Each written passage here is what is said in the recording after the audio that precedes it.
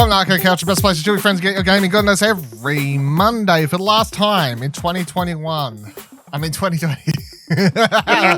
What? Leave it. Threw yourself off. We'll do it live. We'll do it live. It's fine. For the last time in the Explosion Network physical year of 2020, but also we're recording this on the 1st of 2021, but I'm just going to want to pretend for the sake of the podcast that this is still a part of the physical Explosion Network 2020 year. So listeners and watchers or whatever just playing along at home, just for my sake, it's still 2020. I don't want to, you know what I'm saying? I'll say on the couch this week, Ashley Holby. Dylan, I'm excited to be here, but also excited to hear you say that because it is 2021 and it's still shit. All bad things are still happening in the world. Racism, sexism, homophobia. Healthy fast food is still not healthy. Coronavirus is still here. But if you're saying that 2020 isn't over yet, then there's still hope that things could turn around. That's the truth. Things could still come around. That's fine. I appreciated that you carried that joke through an entire week of our podcast just to pay it off on this one. Yeah, thank you. Appreciate that. Also here, Ciaran Mentions. Hi, I know it's been set up that Ashley goes first because he is ready to say something and I have to panic. Yeah. But I feel like sometimes that puts me as a disadvantage because I have to go after things like that, where it was just like a rolling shitstorm of garbage and trash. You know, it's almost nicer on the shows that Ashley hosts because he doesn't really get the chance to do those things. He has to be professional and be the host, you know? Well, the funny thing whenever Ash hosts a podcast, like what do you want to watch, which you should listen to on podcast services, he reins himself in because he actually has the host, whereas any other podcast where he doesn't have the host, he just likes to give me a fucking pain in my ass. So, I mean... Hey, I worked that joke in there as well, so... Yeah, that's how I feel about it. Today, we are talking about our personal top X games of 2020. As I briefly described at the end of last week's episode, this year, to make things a little bit... to make it so it's a little bit more interesting between our personal lists and the Explosion Network official top 10 games of 2020, the rules were changed. They were, you can make a top 10, make a top 8, 12, whatever you feel comfortable doing, but also your top whatever list was allowed to count any game you played this year as long as you played it, which basically meant if you played a game from 2016 for the first time this year and you want to include it, if you want to include, like Ciaran's presumably going to include Overwatch, he's allowed to include that this year. Like these sorts of things were for our personal list, so that they're just a little bit different this year. That's the change, so that they doesn't feel so much like we're just recouping or rejiggling what ends up being the Explosion Network top 10 list. Yeah, there you go. That all makes sense, doesn't it? Yeah, very good. Everyone loves it. So let's just go around and get like who has what first. So I have a top 10 with honourable mentions. Ash, what do you have? I have 10 to talk about. 10. Ciaran has... I have 10 and an honourable mention because I haven't played enough of it for it to be so if we're all going with 10 and maybe some honourable mentions or stuff, that makes it easy because then it'll be an even amount. All right, let's start with...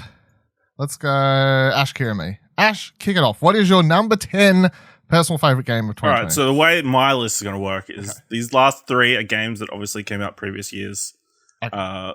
You know, and there's top 7 that I played this year. Number 10, Football Manager 2020. I had a great time. You know, I put so many hours into this. You put like hundreds of hours into this, haven't you? 479 hours into this year's edition. Every time I have my Steam open on my PC, it pops up. Ashley Hobley has started up Football Manager. It's like, fuck. It's just it's the thing I play where I'm watching, if I have to bulk watch a bunch of stuff. So, I mean, it's a lot of fun. I had a great time. Started off with Brisbane Raw, won the championship, stayed there for 10 years. I think I won the Under A-League like 5-6 times, won the Asian Champions League 4 or 5 times. Great. Then I moved on to like the French League and I brought this team from the second division all the way to being champions of Europe. So, great progression. You know, a lot of fun. I'm really, I'll probably still be playing it for a while until, you know, I might pick up 2021 when it goes on sale somewhere. This is on Steam or something, right? Yeah. I think it's also on Game Pass, is it not? It was on Game Pass. Yes, I think that's where I started playing it. Like, it was on Game Pass for a while, and then I got like Humble Bundle. copy. So Yes. Well, that does make sense. It's in your list because, yes, you are playing that all the fucking time. yes. Ciaran, what's your number 10? My number 10 is The Pathless. Is a game that I really enjoyed playing, and it's still something I definitely need to go back to because I haven't quite finished it off. I think I was on the last area before I stopped to do other things. But for me, it was a game that, for playing it, felt like on the level of playing Journey for the first time in many ways, in terms of how the atmosphere was of the game, how I don't want to say spiritual, but how kind of the game gives you time to think about other stuff and kind of ponder and reflect on things in a very kind of introspective way, which is very weird. But at the same time, it's enjoyable. I really like the shooting mechanics and the overall game design for Pathless because having this freedom of movement without having to aim, but being able to like kind of slide and jump and dive and fly everywhere shooting things gives an interesting flow to how this game plays. And I think it's an amazing game to kind of explore and dive into. It's only not that long of a game, but there's plenty to explore, plenty to be done. And exploring is very natural. There's no mini-map to the game. So it's more about just kind of exploring the world and knowing the world around you. This didn't make my cut, but it would probably be in the top 20, I guess. It's obviously I got the platinum, so I enjoyed it quite a lot.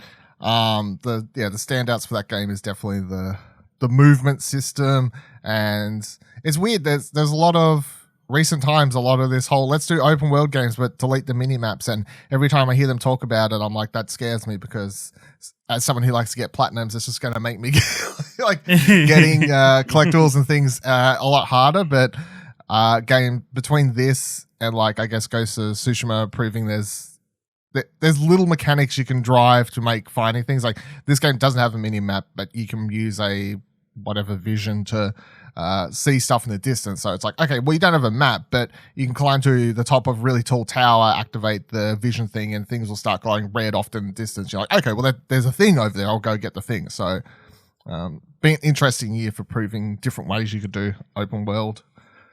Open world games.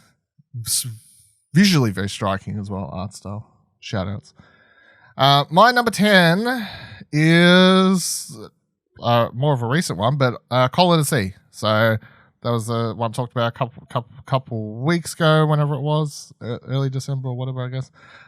We play as this woman who goes looking for her husband's gone on a voyage to try and find a way to save his wife, who's got some disease. They can't figure out what it is, and then he disappears. So then you play as her arriving on this island to look for her missing husband, and it's like a cross between a walking adventure, whatever you want to call them, / like a witness or something, where it's like the game's broken up into 6 or something chapters, and it starts out very small where there's like, oh, you walk around, there's a couple different puzzles to solve, and then as the chapters progress, it's like, okay, well, there's a puzzle over here, a puzzle over here, and a puzzle over here, and you kind of got to figure out, some of them you can tackle in whatever order you want. Sometimes you have to solve one puzzle to get a hint to be able to solve the next puzzle, etc., etc., etc. And I had a lot of fun solving it. Story, I thought, was fantastic, the way it came together, especially for this type of game. And as someone who doesn't love old puzzle games, and I don't particularly I don't get off on being stumped in really hard puzzle games the way some people do, Buddy Watson. But for this one, it was that right level of always knowing I could figure it out if I just thought hard enough about it, and not really becoming super frustrating and not knowing what the hell I'm actually supposed to be doing. So, and I really enjoyed it, especially the way it came together at the end. Ciaran, Ash, fucking whatever. There you go. I was about to say, we'll do a reverse Uno card. Ash, what's your number 9? Oh, sorry, I was playing my number 9, WWE Supercards. You're kidding. Are you kidding? No, Are you not. fucking with me, Ashley? No, I'm not. What do you mean it's WWE Supercards? I just got into it. Can we veto? Can we please veto? I need to veto this. Of all the games to pull we're not even sponsored, but you did a whole Oh, sorry, I was just playing it on my phone. It's like, geez, it could have at least been like Raid Shadow Legends or some shit. Like, honestly, god damn it. I don't know. It just, the card collecting element and the building decks and that kind of stuff, it all kind of clicked. And it's like this simple, again, like Football Manager kind of passive gameplay kind of thing that I can do while I'm watching, really good television. What do you do in that game? What do you do? You collect cards and then you battle them against other cards and different. So you battle wrestlers. They've got against other battle wrestlers. But like they got like the power cards, and defense ratings. Yeah, kind of. Different stats. They got different scores and stats and stuff, Different versions of wrestlers and different artworks. And can I, Ash? How much have you spent on it? Nothing. You've never? Okay, all right, that's fine. Ash is like the opposite. You see the money's there, but you just he can play these games. That's part of the fun. It's like the grind of not spending any money. Meanwhile, if Ciaran got into it, he'd be like, "I've been playing it for 15 minutes, so I might as well spend $100 on it now." You watch some ads, so I mean, they do get some sort of monetary reward out of you playing the game, but no real life money spent. Very good. Yeah, I'm up to biomechanical level in season 7, so yeah. What? You're up to biomechanical level? Is that a ranking? That's the level of the cards. Where's the ranking? What kind of ranking is that? Biomechanical. It's like the second top one at the moment. Well, they just released season 7, so to add some extra. Wait, is in the cards are biomechanical or your personal rank is biomechanical? My personal rank is biomechanical. So the top rank at the moment is Behemoth, whatever. Behemoth? That's the pronunciation. There we go. But they just introduced these 3 top tiers this new season. So right. They're weird rankings for WWE. No, but then before that, the top tier was SummerSlam 2020. So you can be an event. You can be a whole event. You can be ranked as an event. Well done. Ciaran, what's your number 8? 9. My number Nathan. 9 that's right. is another game that kind of took the world by storm. Friends got together this year to play, potentially knock each other out. Some friends. Some friends, not all friends, because somebody keeps dodging, but it is Among Us. It's been a very special game this year. I think in the year that probably a lot of us had touted very early Fall Guys to be kind of that multiplayer game for the lockdown, Among Us kind of came and stole its thunder, even though it was released originally in 2016. The kind of adoption rate of this game, not just by people within gaming communities, but outside the gaming community, its reach is just growing every time. On PC, it's $7. It's just being added to Xbox Game Pass to be able to be played on Xbox. You can play it on your phone. Full integration to play either on your phone or on the PC. It's not like they're separate clients. And how the game's evolved, starting from just where it would be just a text-based chat where people would just be typing in the in-game chat to having Discord conversations in between rounds to now being at the point where there's proximity chat being worked for the game where, it's actually based on your location in the map as who you get to talk to. And it's the game is ever evolving and there's a lot of fun. And I think the devs are working well considering their size and probably how unexpected this kind of boom was for them. They're working well at bringing more maps or implementing new items or working with the creators of the proximity chat and involving it more and making it better for the game. I think Among Us was probably the surprise package of 2020. Yeah, I'm looking forward to playing it when they bring it to the PlayStation. I get a platinum. Until then, get the fuck out of here. Baby fucking is there achievements on? I don't even know. I haven't even looked at I think it's this month or next month the Xbox version comes out. Okay, it's not out yet. So. No, I don't believe so. I mean, it's on the PC. It's on PC. We can play on the PC. You'll love it. You like stabbing people and killing people, right? If you prefer lying to PC, the face. If you play it on your mobile, play it on your phone. Like Buddy wants you, man. Buddy wants to. Buddy's been dying for it. Do it for Buddy. I'll hook it into his veins as well and be like, stop fucking playing games about platinums. And he'll be like, yeah. You're right, Dylan. I was wrong.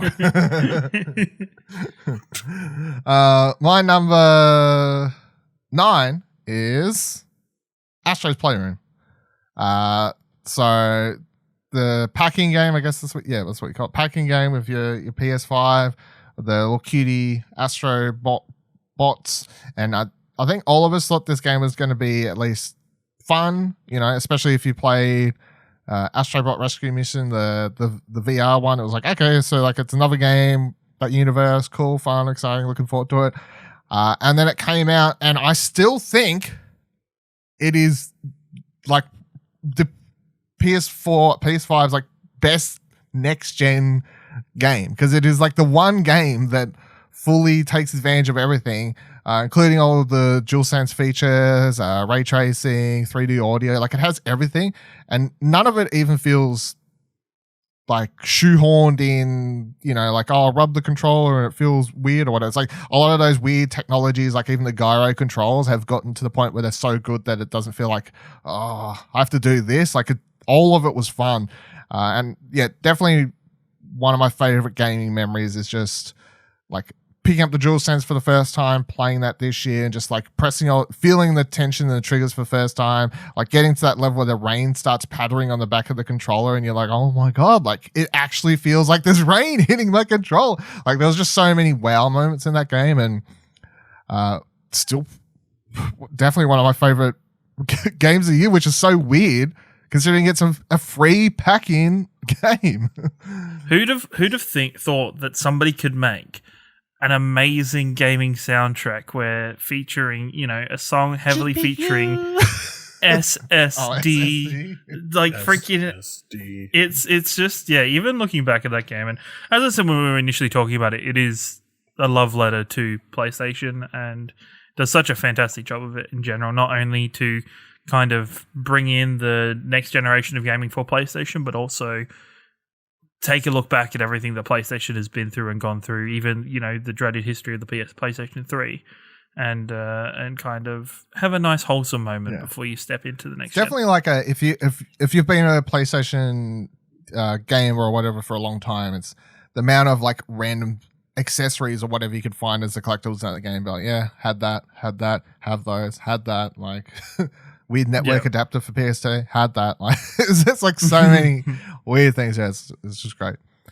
Ash, what is your number 8? My number 8, Apex Legends. Obviously, we've talked about it last year. I remember it being very high on my list. Still a great multiplayer game. Can you believe we've had 3 complete seasons this year? I know, it's crazy. We're midway through the 7th, so we've had season 4 where they introduced Revenant. Yeah, I had to look this up before. I looked up what was the first season of the year, and when I realized it was the Revenant one, I was like, wait, that was this year? Yeah. Okay. That's mental. Yeah. So then you got Loba, you got Rampart, who didn't play much, and then Horizon, who we're playing now. Great game. They're doing amazing work over there at Respawn. What's the name of the Respawn, that's it. They just introduced a brand new big map that barely touched the surface of. And they keep making the game better and better. Really enjoyable. I think this year we played more together than last year, so that was a lot of fun getting all them W's. All them W's. Yeah, we hadn't played much over the PS5 launch, and then you, me, and Buddy jumped back in last week or whatever, and we were like, fuck, we don't know this map. It's going to take us ages to win. It's like a 3rd or 4th game, got the W. Like, you can't stop the wins. Like, there it is, these fucking noobs. Fucking, they got vehicles on this new map. I still, like, that's the other thing. For people who don't keep up with Apex Legends, they're like, yeah, nah, we're not going to just keep the game. They're like, here's a brand new map that's massive. There's crafting now, which Fortnite has stolen, because Fortnite just loves to do that stuff. And they're like, have these vehicles in the game that basically feel like Halo Warthogs or whatever the fuck they're called. Like, Apex didn't make my top 10, but it was in my honorable mentions, so I'll go here. I mean, obviously, it's my most played multiplayer game of 2020, as it was my most played game of 2019, and in another world, I suppose I would play more of it, which I only feel like I play a bit, but obviously there's times where you stop, where there's like big games that come out and whatever else. But I think the thing that impressed me most with its stuff throughout 2020 was between the Revenant Loba. That's when they started doing a lot more lore-based stuff, I guess, which I think helps keep the game interesting if you care enough. Like, obviously, there's a lot of games with hero shooters and whatever where they have characters and you can choose not to care about the lore or whatever, but when they start introducing those co-op versus AI missions to do the story, and then they introduced these comic book pages and the most recent stuff to do story stuff, and then they had the whole Loba and Revenant would like say stuff to one another if he was playing as them in the game, and like if Loba picked up something and then Revenant did it, and he would be like, "Oh, thanks, like this." Like he'd make remarks about killing her parents, which is super fucked up but hilarious at the same time. Like, I remember the first time I was playing as like Loba and Revenant in a game together, and then that's like one-liners I'd drop at one another. I just kept laughing and be like, "Did you guys hear that? Like, what the fuck? What the fuck did she just say?" Like, that's great. It makes the game feel alive with its characters, the way they're talking to one another and all this sort of stuff. And yeah, with the most recent season, they're like, here's a new map that's literally nothing like all the other maps. It's like this town, there's complexes like malls and stuff like that. Much more. Well, I mean, the last couple of maps have been pretty vertical. This one feels and they were like run down, desolated, abandoned areas. Where this one feels like a new age, like metropolis type setting, like a utopia kind of thing. And then you have these vehicles that you can drive around in and everything. So it's like they do a good job at constantly making the game feel new and exciting. And then it's like, hey, if you hate the map, well, tough luck. They roll back the off ones every now and then, like different times of the day. You can come in and get your share of an old map if you want to love that. But Apex is continuing to do good shit. Yeah. So if you want to hear more about Apex Legends, check out our podcast, Apex Predators. Hey. And then go to an alternate universe when we did more episodes. Hey, 2021 it could be the year. Ciaran, what is your pick for? What was it up to? 8. Number 8. For number 8, we're gonna go and do some cowboy shit. Red Dead Redemption 2. I jumped into Red Dead Redemption 2 start of this year or the midway through this year, and it's a really special game. I know Dylan has avoided it like the plague and just never really been interested in it. But diving into we all know Red that Dead, about Dylan. Hates two things: Among Us and Red Dead Redemption. What they have in common? And GTA 3. Rock stars. There you go. But no, it's a truly special experience because I guess we've commented on other shows how some games need to forcibly feel like a game. Like when Dylan and me played through Last of Us 1, there are definitely sections in Last of Us 1 that are just there because, man, you're a gamer and you need to be shooting people at some point in this level. You can't just have whole sections of no shooting. Whereas Red Dead doesn't feel the need to always be a game, if that makes sense. Like it lets you live in the life of Arthur Morgan. It lets you take the time to explore and do random missions or spend days in game hunting or fishing or actually living out the character. And I know some people found it tedious in terms of just how many things had to be done in the game, or how, storing guns on your horse, but I really loved all those little points about that game. And it still runs absolutely fantastically. Like it's really great to go back to and play that game some more. And much like GTA Online, Red Dead Online's a lot of fun, and they're continually adding new content and updating it fairly regularly. So it's always good to jump into. It's on my list. I got to play Grand Theft Auto 5 first, so fucking hell, Bill. My number 8 is Ghost Runner. So the one Cyberpunk game I actually played from the year 2020. Ghost Runner is not a role-playing game, unlike the Cyberpunk 2077, but instead a action platformer puzzle game that has some of the most hype music and intense gameplay sequences of all of 2020. It is some of the most hard, I guess, but not super frustrating gameplay sequences, because as I talked about in my review and as I talked about in the show before, its gameplay is just most akin to a Hotline Miami or an Ape Out or a Katana Zero, a lot of those sorts of games where you'll die in one hit, but also all the enemies die in one hit. So that means there is a level of difficulty to it, but it's all about mastering the flow of combat and working out how to take certain enemies down and certain types of bosses or whatever. There's a boss fight one of my favorite boss fights throughout this whole year that I just brought up in the video version is like against this cyborg monster woman thing called Hell. And you like, it took me a lot of tries, but the coolest thing about it is that you have to do it in one giant sequence. Like there's no checkpoints throughout the entire boss. So you got to work out how to do it all and solve it. But then still at the end of the year, I'm like, this is one of the most badass feeling boss fights. No, I've had a few badass feeling boss fights this entire year, but this one, because you're dodging all these laser beams and doing fucking katana versus katana sword fight where you got to block every single one of her moves perfectly to hit her and all this sort of stuff. And you got this amazing soundtrack playing at the same time. And I still listen to the soundtrack quite often because it is absolutely hype shit and I love it. So Ghost Runner, definitely one of my favorite games of 2020. Ash, what is your number 7? My number 7 is Crusader Kings 3.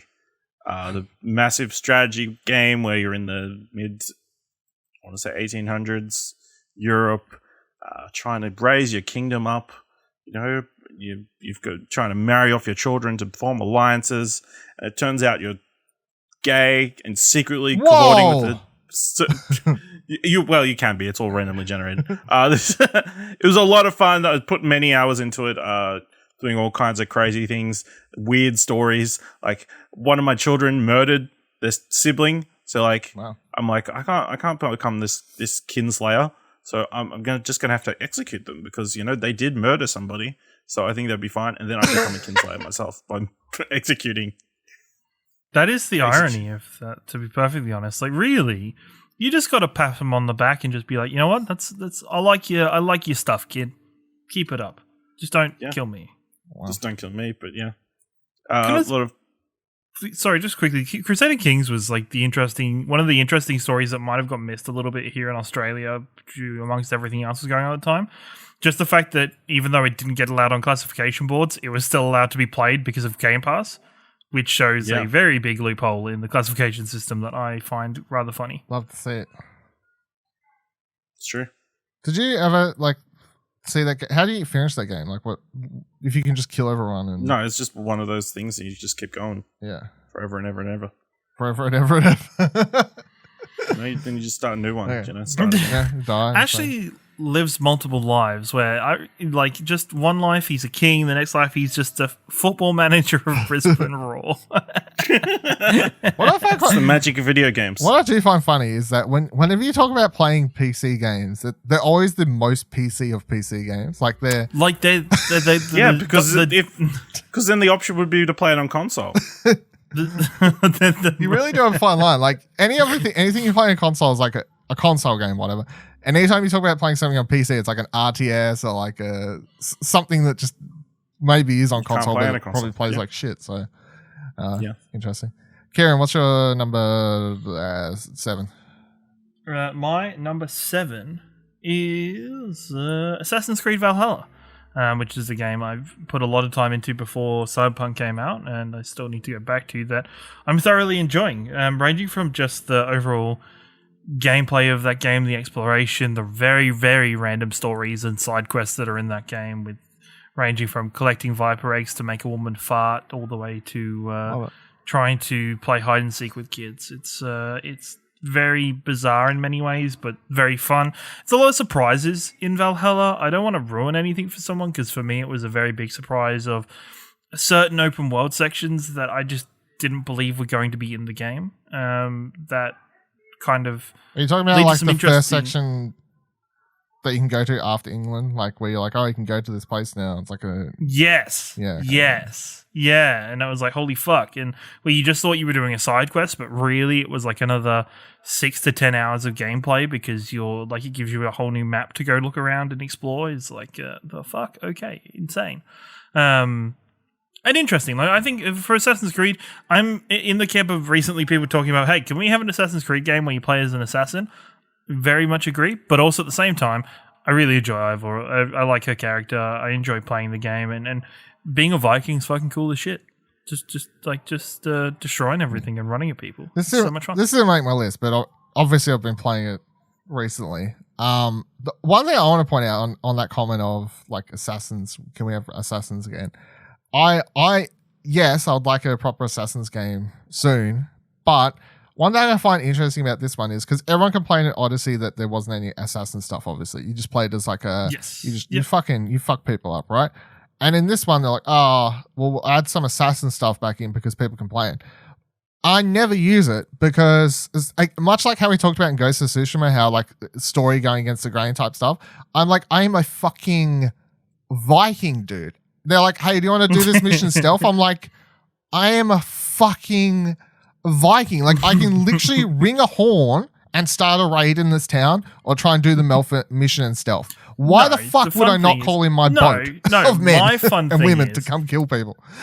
The thing, I combine the two. I sneak into the middle of the town. Okay, and then I blow my horn in the middle of the town and make it. Also, can I say, based on audio side, not audio design, but audio leveling that game, the horn in that game, no matter how quiet I have my TV, is fucking incredibly loud. Yeah. Just because of I'm like, okay, shit, yep, like it'll. Yeah, it's just absolutely that. But yeah, it's a very fun game and it's good for. I don't feel the grindiness that was in Odyssey and like the blame that was given to Odyssey about being grindy. I think the exploration's fun and it's in England, so can't go wrong with that. I'm enjoying the game, but at some stage I can't help but side with a lot of people where they're like, do games need to be this long? And like I'm like nearing 50 hours or something, and I don't think I'm even fucking halfway. And this is partly my fault because, of course, I'm wanting to get other collectibles and whatever. You don't have to do everything. No, but I'm still you don't have to do everything. Subpoint to A, you don't need to do the platinum. And B, I don't think that's true.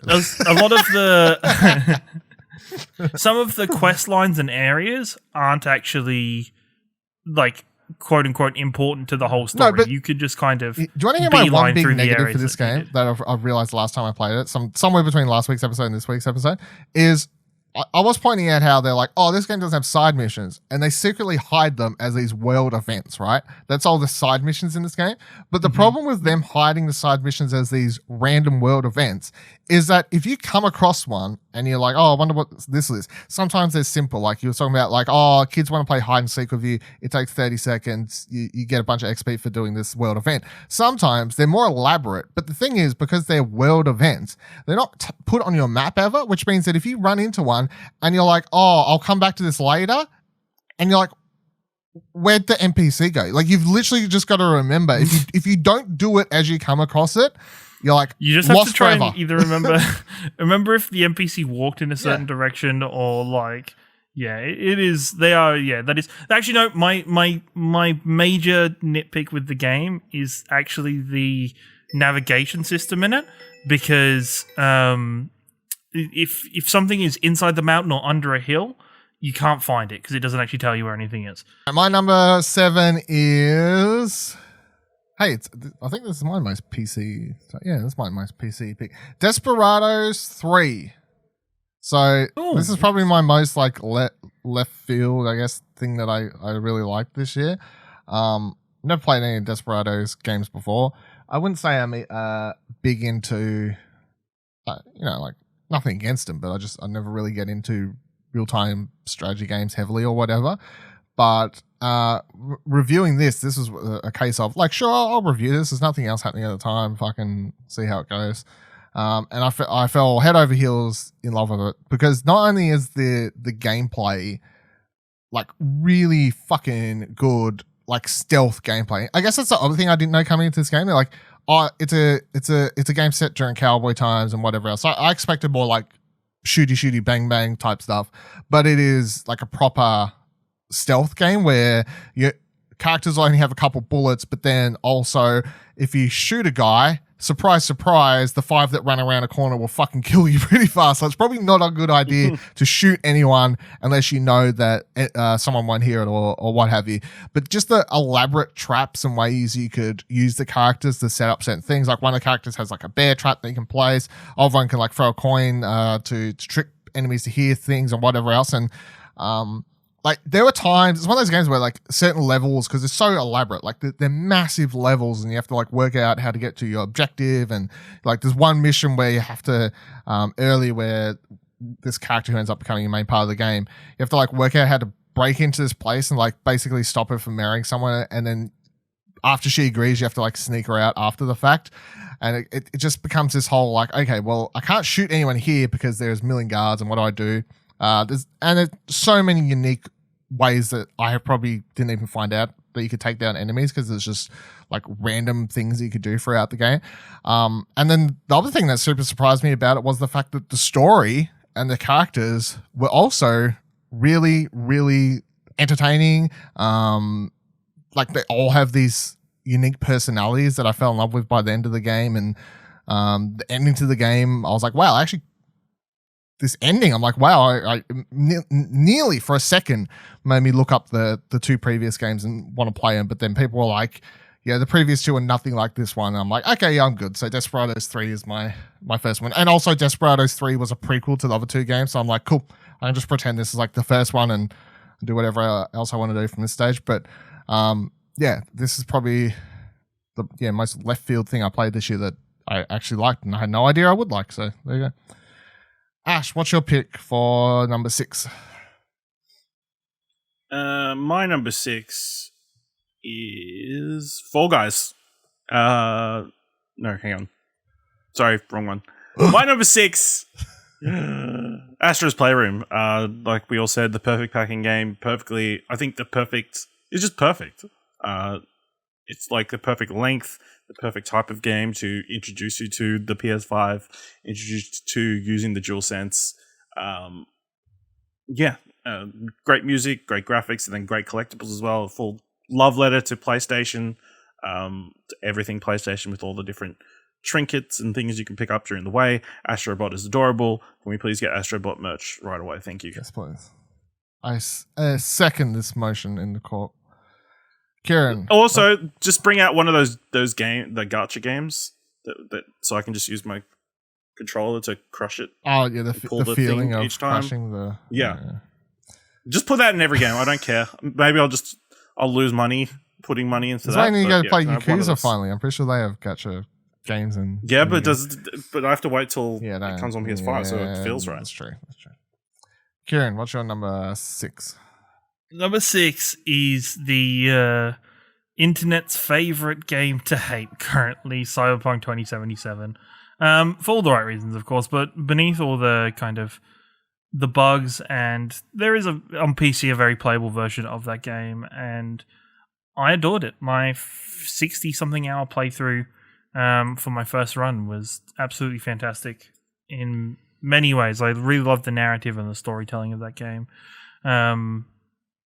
And I think it is a shame that it's had to, that CD Projekt Red let it come out on consoles and let itself be marred so much by everything externally to it. There is some really good narrative there. There's some really interesting writing and some kind of deep and more existential thoughts and kind of aspects there to kind of go through. So it makes me sad to know that Cyberpunk is going to go down as a failure in the community's eyes for many ways. But it is an absolutely fantastic game, and I would advise, if you ever get a chance to play it in good quality on a PC, or when it eventually comes out for consoles and it runs well, play it. My prediction is it comes out on next-gen consoles whenever this year, and everyone goes, it works now, this is great, and then by shortly after that, everyone kind of forgets this whole part of the year, and everyone is like, this game's great. Don't know why everyone did give it more awards last year. I can see that being the narrative. Yeah, do you think it'll be up for Game of the Year? I reckon at the end of the year. Well, I think it depends on the outlet, obviously. But if you want to go like Jeff Keighley's The Game Awards, then I would say yes, that's what I'm saying. Because Jeff Keighley's made it apparent before that he'll just do whatever he wants. So I reckon he'll allow it. So yeah, I can see Cyberpunk being nominated. I mean, it'll be allowed, but do you think enough people nominate it to? Yeah, because so it would be one of the nominees. I reckon. I'll put that prediction down. I reckon it'll be nominated. Unless we get like 6-7 better games than Cyberpunk. I reckon Cyberpunk will be nominated next, but I don't reckon it'll win. No, it would make sense. No. I reckon it'll win. Like, because especially if we get the games that we're supposed to get coming out this year coming out. So, all right, my number, what was it up to 6? So number 6 is Ori and the Will of the Wisps. As someone who never finished Ori and the Blind Forest for I don't know, can't even remember why. I just fell off it and never went back to it or whatever. Ori and the Will of the Wisps was absolutely fantastic and made me feel bad about never finishing the first game, but nonetheless, beautiful, stunning game to play on my brand new Xbox, which is so fun because this is another game where it came out, obviously not Cyberpunk levels, but remember when this game came out, everyone was like, oh my god, like the frame rate shit, it's so buggy and all this stuff, like it plays alright on PC, but even on Xbox, everyone's like, it's kind of fucked. And I'm playing on my Xbox Series X, I'm like, this thing, beautiful, 60 frames per second, your boy, let's go. Absolutely stellar platforming combined with action combat. I think the other thing with this game is I didn't think, and I think they made several changes that kind of made the game easier than the first one. And in a weird way, it's like the first couple hours of Will of the Wisp is literally the hardest part of the game because you start the game with not a heap of abilities or anything like that, and you've only got like one attack. So your first boss fight is, I still think, like probably the hardest boss fight in the game because after that point you can start unlocking better combat moves, you start getting more health and stuff, and it gets weirdly easier, but love it. And the story was another thing where, again, as someone who didn't finish the first one, so I didn't know if the characters would, I get like hit for me or whatever, but it's just like without even having finished the first one, it's just like, well, there's a friend and they're friends and they lose each other and they're cute and they want to be friends together, and then there's like monsters and then sad things happen and then tears were flown at the end of the game. So yeah, that's Ori and the Will of the Wisps. Good game. Ash, what's your number 5? My number 5 is Fall Guys. Oh my god, so surprised. What a surprise. Yep, the game from Mediatonic. It's a lot of fun. It plays like a video game version of Wipeout or any of those crazy Takashi's competition Castle. games. Takashi's Castles. Yeah, that's the one. Yeah, and they've obviously a lot of fun, a lot of costumes, a lot of new levels now. They're in season 3. They've introduced a whole bunch of winter themed levels. Got to go chase those crowns, unlock all that stuff. Get them W's. You know? I bought the ninja skin, so next time I'm playing with Ciaran, I can be a ninja. Wow, just annoy him. That's fucking disgusting. Now I'm never playing the game. I mean, it was really weird. The first level, there's like a bunch of ninjas running around. I'm just a to clarify, he means the popular YouTube, Twitch streamer, whatever ninja, not a whichever one is on now. Ninja. Former Mixer. Yeah. Former Mixer. Former Mixer streamer. Yeah. That's what he should be known as. Former Mixer star ninja. Dab on your haters. What's your number 5, Ciaran? I've got Old Faithful Overwatch as number 5, even though Overwatch is kind of in a rebuild phase in many ways where the developers are trying to fix the game after some problems that were had in previous years, but then also in this weird middle state where Overwatch 2 is coming, but nobody really knows when's Overwatch 2 coming. So the devs have announced that there's no more like characters coming out to Overwatch before Overwatch 2 comes out. So it's a bit of a weird point, but I still absolutely adore the game and spend countless hours still playing it. With a lot more balance than I used to, but it's still fantastic and I still adore it completely. My number 5 is my one non-2020 game that I fit onto this list. Titanfall 2. This is one of those games that you play and you're like, fuck. Everyone who said this is one of the best first-person shooter campaigns of recent memory weren't over-exaggerating. It is one of the best first-person shooter campaigns of recent memory, and it's so weird because I came from Apex to them playing Titanfall 2. I played Titanfall 1 when it released, but obviously that was only multiplayer, didn't have any of the story or whatever, and I was like, whatever. Then played Titanfall 2, play Apex, love Apex.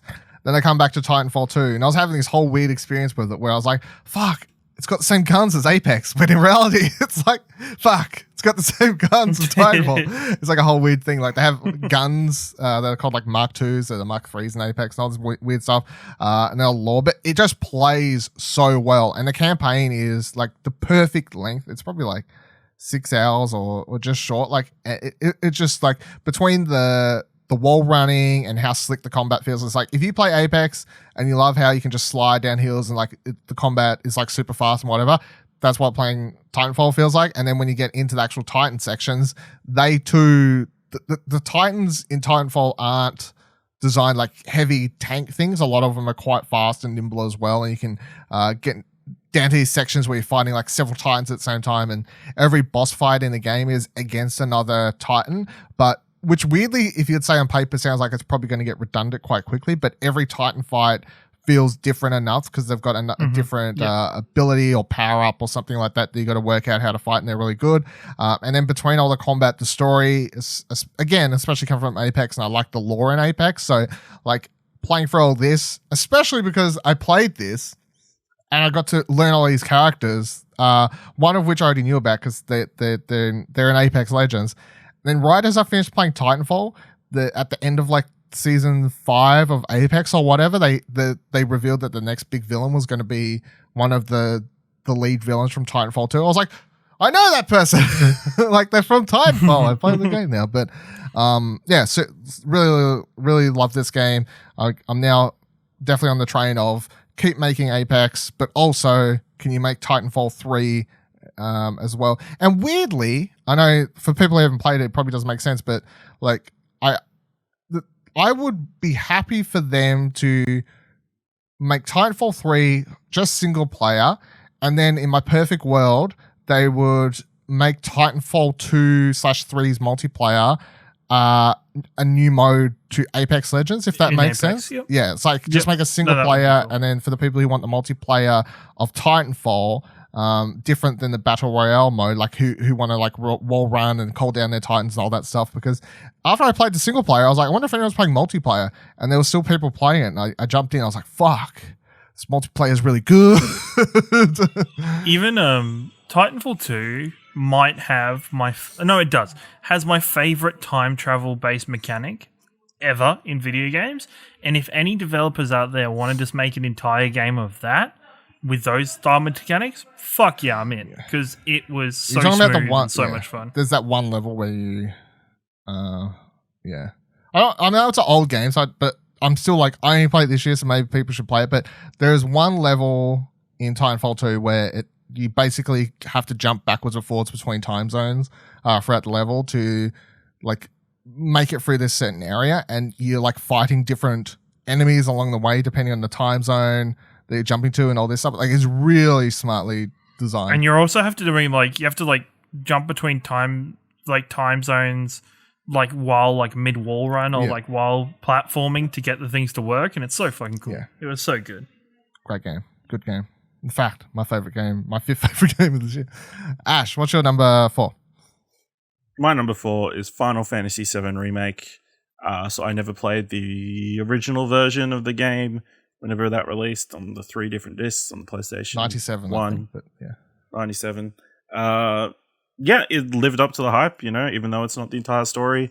A lot of fun, a lot of crazy story, cool action, great characters, well voice acted, good score, really good package all around. And if you want a really in-depth listen, you can go back and listen to our review discussion, spoiler cast, way back when. I find it so funny how much you like it, because like one of my complaints was, I don't know if people who haven't played the original will get as much out of this, as weird as that is, but then because you like it so much, I'm like, I guess I'm wrong. So like, my thing was, it would make my list if the ending had been a bit more compact and a bit more streamlined, because fuck, that game is just ugh.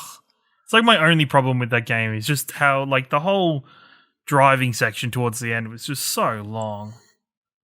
Oh, like on the bike, or like that whole that whole boss section, and then going into the final battle areas. It just felt like it was like, man, this could have been like. Yeah, but you didn't play Kingdom Hearts 3, which was kind of like the warm up. No, I didn't, and that's probably a good thing why I didn't do that. Yeah, Kingdom Hearts 3's final act is like, hey, final fight is like half the game. Right? Yeah, it's literally like the final half of the game is like, okay, here's like a boss fight after a boss fight and a boss fight and a boss fight, and then like, hey, let's rewind time. And you do the boss fights as different characters this time. Oh, let's go, boss fight after boss fight. Yeah, it's fucking nonsense. My number 4 is Animal Crossing New Horizons. I think I put like nearly 100 hours or something, probably close into this. In another world, again, this is one of those games I'm like, in another world where I didn't have to stop playing it at some point, I could definitely see myself as being one of those people that probably just played it nonstop, because even when I did reach the stage where I'm like, I've got other things I should be playing, I should stop playing Animal Crossing. Even at that stage, I was amidst like my third or fourth like renovation of my entire island, and I'm definitely a type of person who, once I started doing that stuff, it's like, well, you know, if I have to spend 2 hours like digging everything up to slightly move everything across one square block so it matches perfectly or is like symmetrical, I'm gonna fucking do that. Like that's just what's got to be done, you know. And it's so weird, that game. One of the complaints people had is like that first couple days of, oh, you have to like, you can only do a couple things, and you had to like wait a real daytime to do the stuff.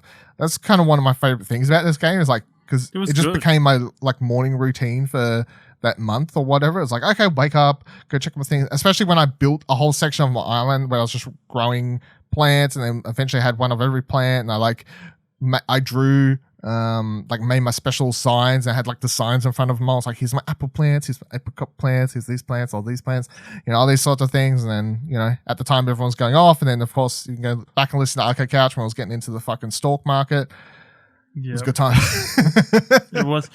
It made me laugh, because I was actually talking to somebody last night, and they were like, oh, the New Year's Eve event's on in freaking Animal Crossing, I'm going to jump into that. And I was like, oh, people are still doing that. It's a real shame I can never go back to Animal Crossing, because I can never face my villagers ever again. Yeah, I'm pretty sure mine would hate me like, at this point. So, like, I never want to face any of them again and be like, hey, guys, it's been... Yeah, that FOMO wore off pretty quickly. Hey, no, the one funny thing I'll say, like, about how this New Year's Eve, so that they were constantly adding new content, like, be it like, oh, there was Halloween before that, and Christmas before, well, Christmas, Halloween, whatever. Like, they're always adding new stuff, and I find it like, it's great, but also like, there's no microtransactions, so it's like, it's literally them just adding content to keep people playing the game, or to get people to talk their friends into buying the game to play it with them or whatever. It's like, it's not like, hey, we'll make this Halloween event that has a bunch of like skins that you can buy for real money. It's like straight up just, here's some shit, have fun, play a fucking game. Like, what a weird concept. Like, I was playing it for like 5 whole minutes, and I tried to pull out my like bank card from my wallet, and Nintendo was like, no, stop. Yeah. You don't need to do that. And I was, you sure? I can just let me. In fact, put the game down. Come back tomorrow. Maybe it'll be done by then. Can I pay to speed up the process? No. Have a rest. No. Have a rest. No. You chill. You don't have to. We don't have to be your own. Yeah. We don't have to be. We're okay with you having other games you want to. We're okay with you having other games that you want to play. You just do that. Come back whenever. Yeah. It's like, what a weird concept. Ash, what's your number 3? My number 3. Is it number 4? Nope, number 3. Yeah, no, Mario Cross was 4. Oh. Wait, what? No, it's number 4. Yeah, no, number 4. We just did 5. Number 4. Yeah. There we go. Is it? Yeah. No, I just did Titanfall. Well, because I just did Overwatch prior to that, which is my number 5. Well, no, I've just not counted. I've just not counted properly. I've got one too many. That's fine. Something's getting cold. Do you want to jump in? Do you want to jump in now? No. It's 4.5. It's okay. 4.5 then. Fuck it. 4.5. Days Gone was a fantastic game. It was amazing. I played it this year. You should play it if you haven't, or if you gave it all of 5 minutes because it was buggy when it originally came out. Go play it. It's a great game. It runs really good on PS5 with the 30 minutes I tested it out. 60 frames per second. No stuttering, no weird shit happening. Like, I was flying along on my motorcycle. I was like, wow, what a concept. So, like many games, I think, from this last generation, it finally works on the next gen hardware. So cool. Are there still zombies? Freakers, whatever. There's probably more. There's probably more of them. Okay. There's still there? Yeah. There's still lots of them, yeah. Yeah, pass. Yeah, my number 3, Spider-Man Miles Morales. Spider-Man was my favorite game of the year that it came out. Miles Morales is just more of it, except more streamlined, simplified, shorter story, and you get electrical powers. So, I mean, if that's not a great selling point, I don't know what is. Really emotional story. They made Miles. This is the best thing I've seen. Well, second best thing I've seen Miles in so far. He means into the Spider-Verse, people. The Spider-Verse is great. But yeah, I've really had a great time. Really emotional story. You know, went in ways I wasn't expecting based on how little I know about Miles and that kind of stuff. So yeah, again, that's another one. We got a big spoiler cast episode that we did a big discussion on. So you check that out. Yeah. Ciaran, what's your number 3? Number 3. No. Number Actual 3, three. actually. Actual 3. I've got Hades here. It should be, in my overall game of the year, it's number 1, but of personal list, it's number 3 just because I haven't finished yet and I'm still pushing through it. But Hades is a truly kind of... Hold on. Did you just say Hades is your number 1 in your... What is this separate list? That's not what I was shocked about. I'm shocked you haven't finished it yet. No, I know, right? You haven't beaten it 10 times? No, I've only beaten it 3 times, I think. No. It's like in my game of the year where I'm like, this is the game that kind of defines the year. It's like number 1 or number 2. You're like whatever, like void of personal opinion list. If I'm critical, exactly. Void of personal opinions. Yeah, okay. Yeah. I didn't make my void list of personal for this opinions podcast, where it's like, yeah. But for personal list number 3, I think it's absolutely amazing. It has my favorite soundtrack of the year. I love its art style. I love its game design. I think its narrative writing in terms of how the narrative is involved with the game's roguelike mechanics is absolutely fantastic. And I love everything about that game. I think it's absolutely fantastic. And each time you finish a run, it feels special. Feels good.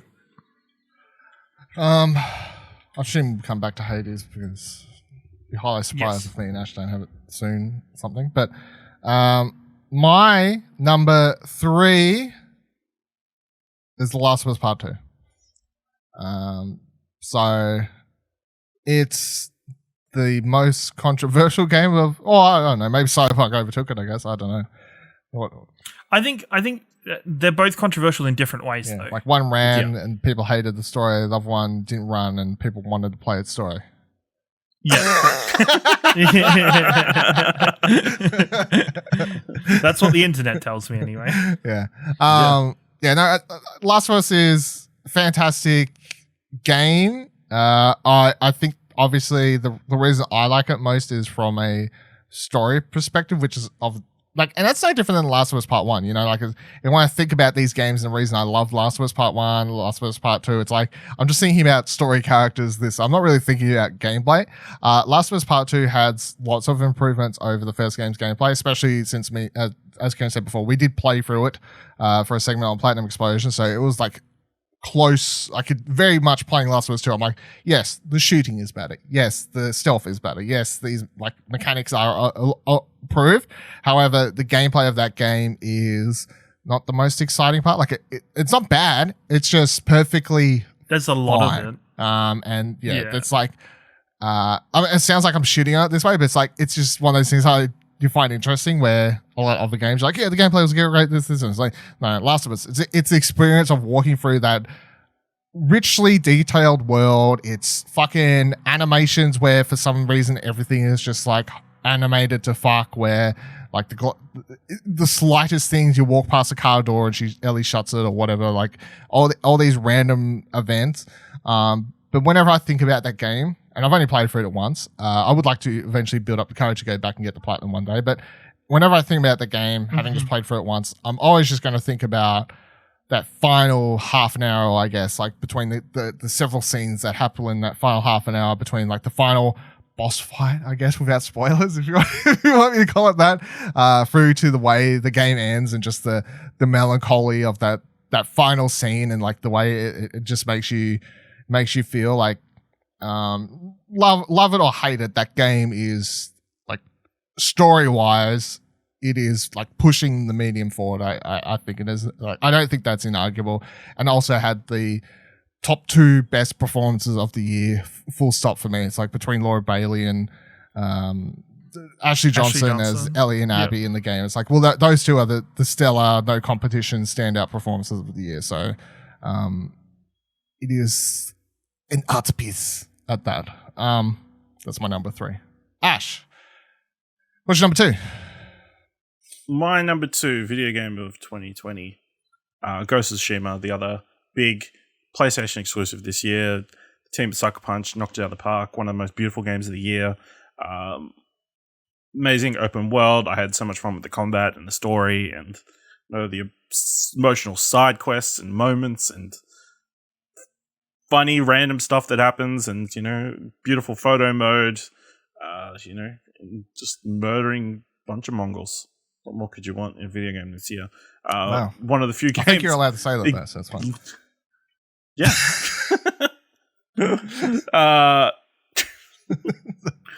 One of the few big games that I platinumed this year. So yeah, I loved Ghost of Tsushima, my number 2 for the year.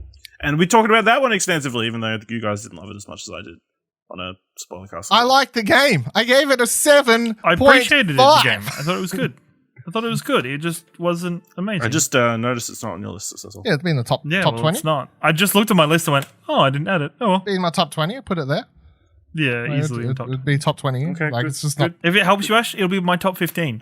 Okay, thank you. That makes me feel better. It's fun. Actually, since this is on my list, I will say, like, Ghost of Tsushima, I have a lot of memories of that game, and anytime I think about it, I actually just think about using photo mode, weirdly. Like, I don't remember much about playing the game, but I remember a lot of photo mode.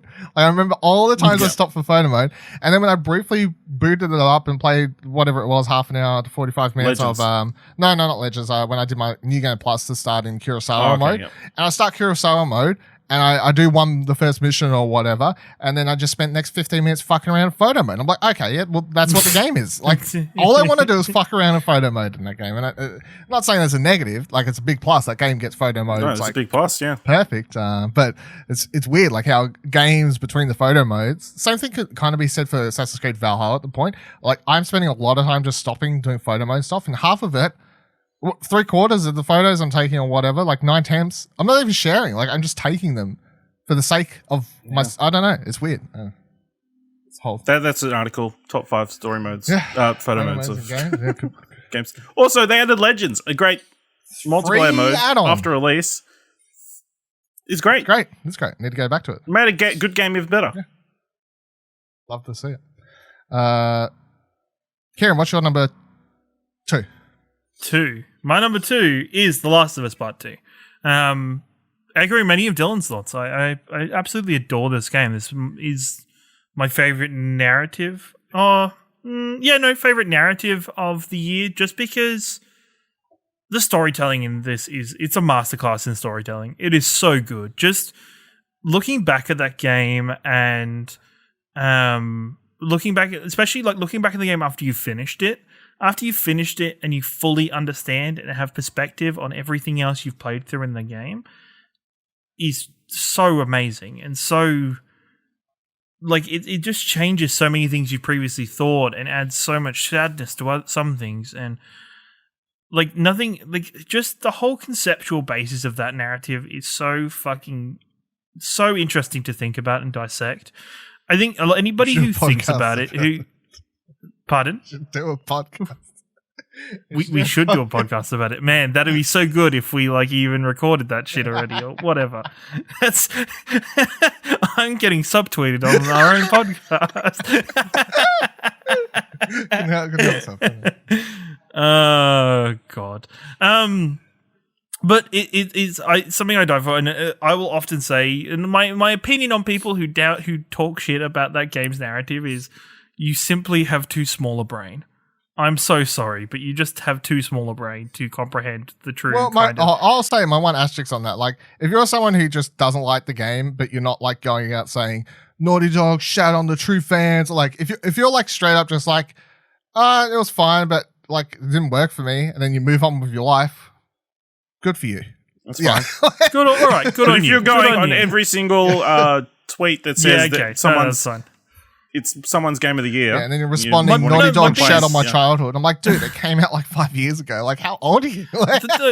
For me, it's the ones that are like, you don't know those characters like we know these characters. Yeah. I'm like, hang on. Sorry, that man, Neil Druckmann, definitely knows these characters better than anybody. Like, it's definitely like, if you look at interviews with just discussions he's had with both Troy and Ashley, it's like, man, nobody else would have been able to lead this the best whole way thing. Than Neil. And that's a whole sub conversation I find so interesting, because I'm like, well, who actually owns characters? And also, like, because often you can think about like comic book characters and how so many people write them, and then sometimes if people write a shit story for like Superman, people are like, yeah, right, well, your story shit, fuck you, I'll go read, like, I'll skip the next arc and I'll come back Yes, later type yeah. thing. But, like, the past couple of years between, like, Star Wars and now The Last of Us, I'm like, who do these people think owns the characters? Like, no one really owns the characters. Like, someone's writing these stories for you. You can either choose to, like, accept them or Yes, shut the yeah, fuck very up. much so. Basically. My number 2 is Persona 5 Royale with Cheese Edition. Love it. So obviously I never finished Persona 5 when the original one came out in 2016 or whatever it was. Yeah, that sounds about right, surely. Or 17, something. Ash is like, I'll fucking fact check this.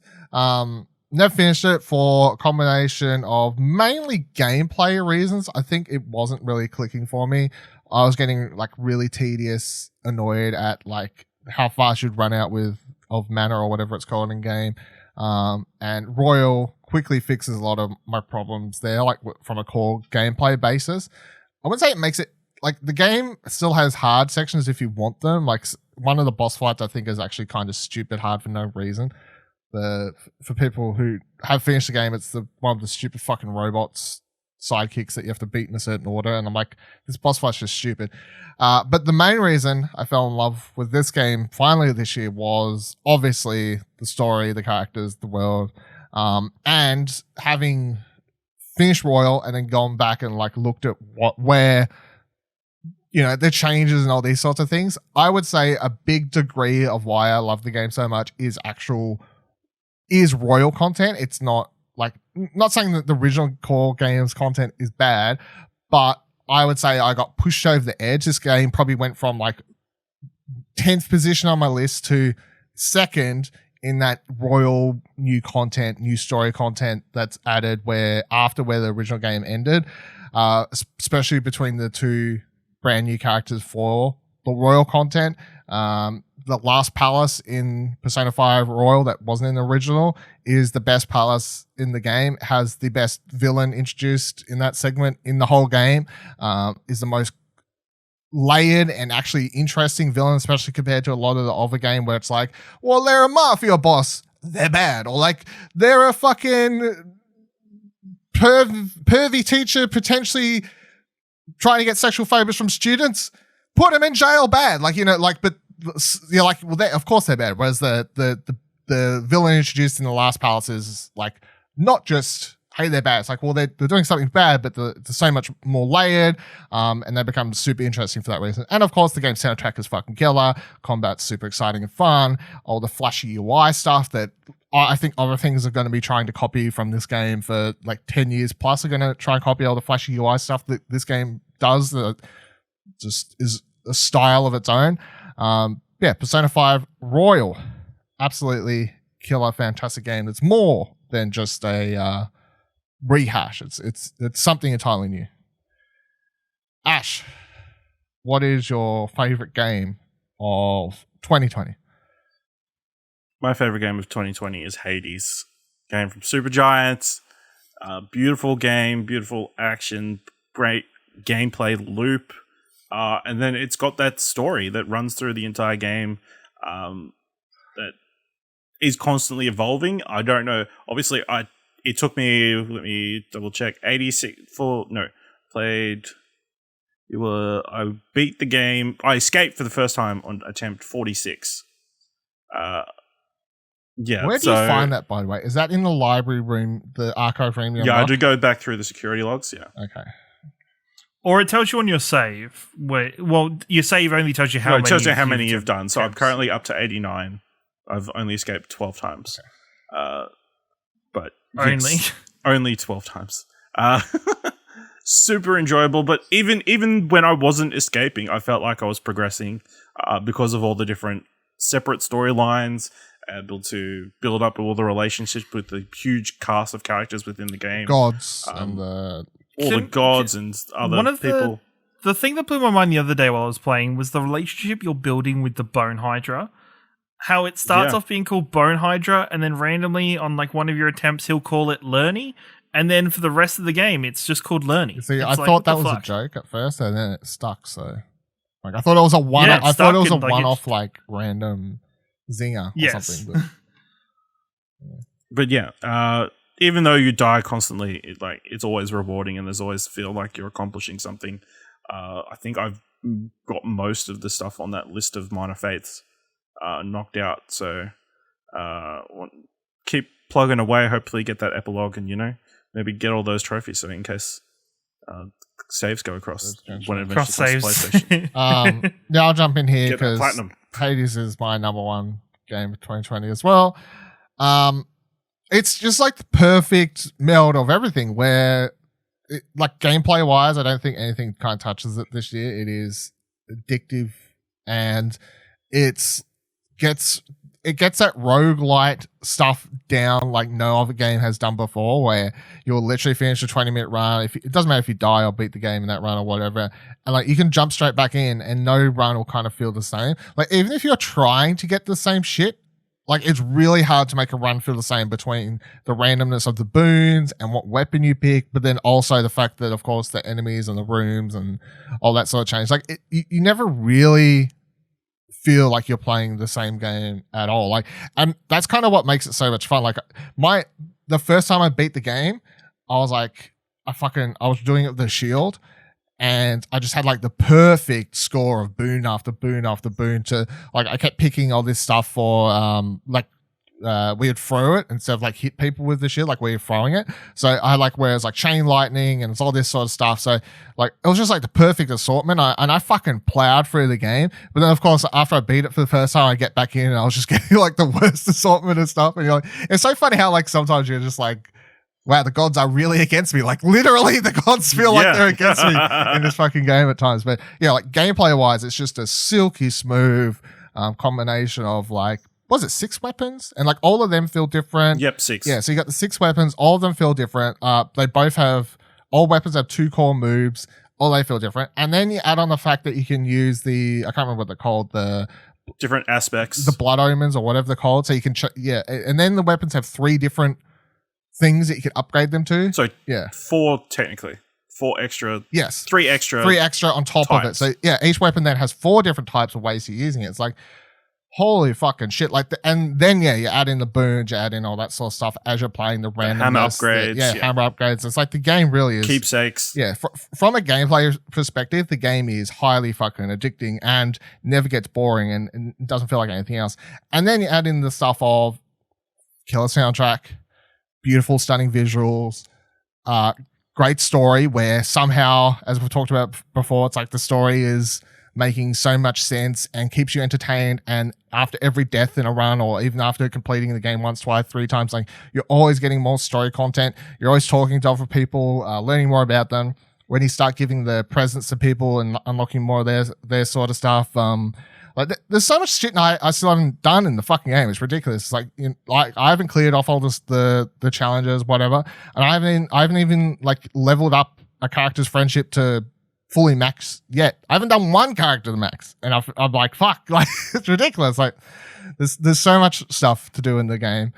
I can't wait to hopefully, when they announce they bring it over to PS5 and chase after the platinum, I presume, or something like that. And also, I keep watching the game. Like I haven't played it the last couple of weeks since I actually went back and got the proper finish. Like you get the true ending after 10 runs. I don't think that's like a spoiler to say. You have to beat the game 10 times to get the proper ending to the game. But I still, every night I'll get into bed sometimes like, here's this dude I subscribed to recently who just does all these random runs where he's like, I'm trying to beat like a world record for using this weapon or this weapon or this weapon. I just keep watching him. It's like super fun game to watch, play, whatever. Great game. Even as you talk about it, where we talk about, say, we've just talked about Last of Us Part 2, and we've talked about the Ash brought up Ghost of Tsushima and these top 3 kind of situations, where it's like, okay, Ghost of Tsushima has great gameplay, narrative for some people is kind of lacking. Narrative, we had problems. For you and I, not for Ashley so much. For The Last of Us, it's like narrative's amazing. Gameplay is, it's all right. It's not great. It's the weak not part of the game. Where it's the weaker part of the game, where Hades just has absolutely Doesn't everything. have a weak like part. Hades it's just across the board. It's just a great game. Yeah, like I didn't write a review for the website, but if I had to score it, I would give it a 10. Like that would be my score for Hades. Like easily, it's a 10 out of 10. game. And I love the way they did as well. That's the other thing I want to shout, of course. Like, I brought this when it came out in early access, and I sporadically would jump back in every big update to see what they added. I never wanted to put too much time into it because it's that whole early access thing of like, don't want to put too much time. Like, what if my save gets deleted? Like, it's early access, all this sort of stuff. But like, I loved how they would actually take community feedback to certain things. They'd be like, well, this thing's overpowered, this thing's up, blah, blah, blah, blah, blah. It wasn't like, oh, we're putting out an early access because we want money now and the game's not finished. Like, they were doing like what early access, and they would always say in the like the patch notes or whatever, it'd be like, oh, we took like community feedback by this, and so we changed this, and like all this sort of stuff. It's like really cool to watch that game, and you can watch the Danny O'Dwyer no clip documentary about it, which sort of covers a lot of that, especially like how they treated the early access.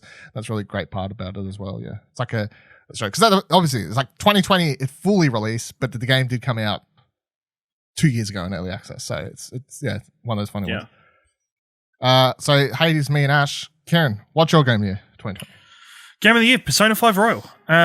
If you had spoken to me at the start of this year, or maybe even some point last year, and be like, hey, you're going to put in 100 plus hours into Persona 5 and you're going to finish the game and plus some more, I probably would have been like, fuck off, no way. But for me, it's a truly special experience. Like, it was something that was absolutely fantastic. My first ever Persona game. Building the social relationships, the story and the writing is fantastic in it. I really loved it. I guess, you know, as we've said previously, I feel sorry for Ashley for saying the original Persona 5 and not the Royal version because of how the Kasumi story arc just kind of plays out and comes together. I'm one for, like, you know, tears and emotions in fucking everything I watch, but the melancholy feel that was at the end of that game of saying goodbye to everybody, or not being able to say goodbye to everybody because you hadn't max leveled some of them and you felt like an idiot not doing it. But just like just those moments of reflection, and it really felt, because it, you know, I played it over several weeks of pretty much just focusing on Persona. It was amazing to play and have that experience, and I absolutely love it. And I definitely think if you haven't played it or you haven't finished Persona 5, the original version, grab Royal. It's such a good game. It's so amazing. And there you have it. They are our personal picks for top 10 games of 2020. So I think obviously we had a lot of crossover in our top twos. Top three is close, whatever. And after that point, lots of different stuff there. So that's interesting. Of course, before we do our honorable mentions or stuff we haven't mentioned, I just want to say, so this comes out on Monday. This is coming out on Monday. This Friday, our top 10 Explosion Network, official Explosion Network, top 10 games of 2020 list will be up. And then throughout this week, I can't remember what's up today on Monday. There'll be an article up of top 5 something, top 5 article Tuesday, top 5 article Wednesday, Thursday. Friday, top 10 games 2020. And then also we'll have an extra podcast on the Arcade Couch feed on Friday where we'll be talking about the Game of the Year winner from us, where we'll be discussing that game with spoilers. So come back and find out what it is. What could it be? I mean, I feel like if you do the maths, I guess you could flip a coin between like 3 games at this It's pretty stage. obvious what it is. I don't know. Like, figure it out, take a hint. Ash, what are your honorable mentions of this type of stuff?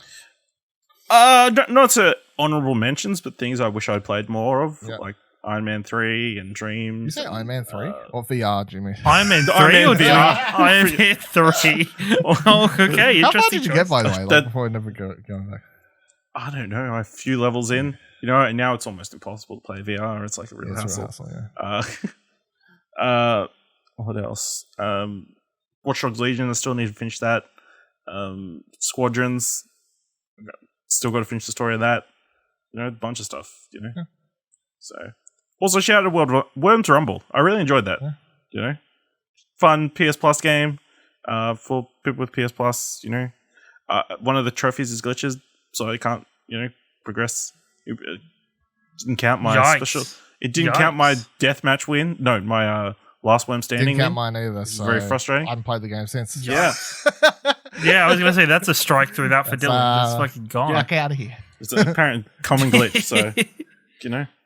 Ruin the game. Ciaran, what are your honorable mentions?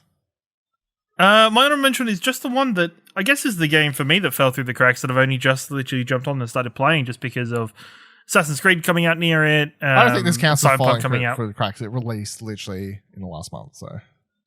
Yeah. So, but I guess, Immortal Phoenix Rising. I think it's so far I've played of it. I've put in maybe 4 or 5 hours already, and it's great. It's just like, hey, Ubisoft, go do a Breath of the Wild and set it in ancient Greece with all that mythology. It's like awesome. Having just things I didn't expect is just having Prometheus and Zeus commentate the whole game from just be adding things in just narratively throughout is just so much fun and so interesting. And as you know, I've kind of said previously with Assassin's Creed Odyssey and everything that ancient Greek history is my shit, it's my jam. That I'm really enjoying it and really loving the exploration of that game and the freedom of movement. So, yeah, but also still hitting those Ubisoft goodness. There's still things to check off on the map, things to go explore, and then it puts a little tick once you've done it. It feels great. Apparently it's only a 30-hour platinum, so I'm loving hearing that considering 30 hours into Assassin's Creed Valhalla wasn't anywhere close to platinum. So. My honorable mentions were Apex Legends, talked about that. Death Stranding PC because I played it again, and if I wanted to be real dirty, this and the next game, I could have just put in my top 10 because I enjoyed it as much the second time around. Because also I have Tetris Effect Connected as an honorable mention where if I wanted to be real cheeky, I would just like, well, Death Stranding and Tetris Effect have made my top 5 again because I played them on different platforms this year. Then I've got Welcome to Elk, so that was the really vibrant, unique art style where you go to this island, you have to meet all these characters, and it's based on people's true stories, and it interweaves these video clips of it's almost like a document. It's really a weird game, but it's probably one of my. This would probably be that would be top 15. Welcome to Elk. One of the most unique things I played this year. Streets of Rage 4 game I didn't think I'd like at all because I'm not a biggest fan of beat 'em ups, but I think in combination with how well it played. And how great the soundtrack is for that. I really enjoyed playing through that the once or twice, the 2 characters, whatever I did. Lots of fun. It's short, it's oh, go here. I didn't even play co-op, so enjoy my time with it. Dreams, that came out officially in February. Obviously, for the first few months of the year, was having a lot of fun on Platinum Explosion, playing different sorts of stuff, and going to be exciting to hopefully see Dreams what it can do throughout 2021, I guess. Maybe if it gets a proper PS5 version, that'd be interesting. And also, I just want to shout out for people who are oh, Dreams, no single player, whatever. I would say that Dreams' core single player stuff is still is still one of my favorite campaigns I played through this year. For a game that everyone was they're just chucking together a single player, it won't be that exciting. It has really interesting character and great musical segments and all sorts of stuff. It's great. And then my last honorable mention is Doom Eternal, which was, hey, did you like Doom 2016? Yes, I did. Well, here it is again. More shit, more explosions, more enemies. Fucking go ham. That was great. Once again, fantastic soundtrack. Lots of demons, killed them. Great fun. Except for fuck those marauders. That's all I'll say. Fuck those fucking marauders where they're hey, let's add an enemy that you've got to counter in a Doom game. Fuck off. I hate them. They're the worst. And then make it a normal NPC throughout the whole game. God. Just the boss you have to fight one time. I still have nightmares.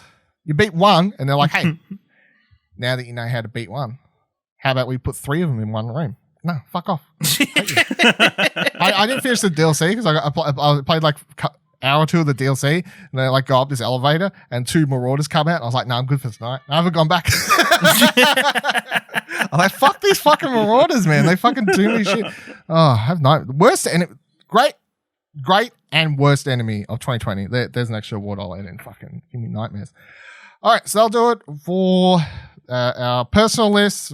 Once again, make sure to check out explosionhour.com throughout this week with all the official lists and top 5s and top 10 going up. If you like TV, all our TV awards posted last week. If you're looking forward to movie awards, our movie awards will be posting next week. If you want to find all of it, head to explosionnetwork.com/best of 2020 and all the top 5 and top 10 lists are there. If you want to hear me and Ash talk about our personal top TV or top movie personal lists, go listen to the What Do You Want to Watch podcast feed because that's where we give all of those lists there. Ash had one anime on his top 10 TV list. Make you proud, Ciaran. Wow, I'm You want to disappointed. guess what it is? You want to guess? Have any guess? What do you reckon it is? Is it Haikyuu? Check the thumbnail. Damn straight. Damn straight. There you go. Oh, like yeah. that right there. Pretty happy with that thumbnail. by the Yeah, way. I was happy that Orange Cassidy made it on, so that's good. So that is it. We're taking a couple of weeks off of Arcade Couch for now, so enjoy a break of listening to us. It's fine. I'm sure nothing important will no, happen. I highly doubt No. it. It's January. Nobody does We anything. should in be January. back in time to hopefully talk about Hitman 3. Like, that's the next big game, like, towards the end of January. progress. So, kind of lined it up. So, hopefully, play a little bit of Hitman, come back the week after Hitman or something along those lines. Until then, thanks for listening to Arcade Couch throughout 2020. Hope you're looking forward to and having a glorious 2021. Hope you'll keep listening or watching our stuff and checking out explosionnetwork.com. Thank you very much. Bye.